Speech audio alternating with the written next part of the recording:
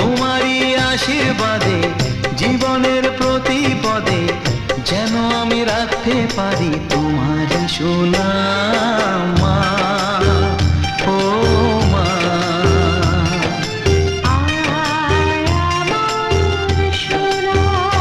ও স্নেহের ছায়ায় ভালোবাসায় ঢেকে রাখে যে, অনেক জ্বালাশয় বুকে জড়িয়ে রাখে যে, তারই আঁচলে মুখ লুকিয়ে রেখে জীবন আমার কাটিয়ে দেব তোমায় দেখে মা।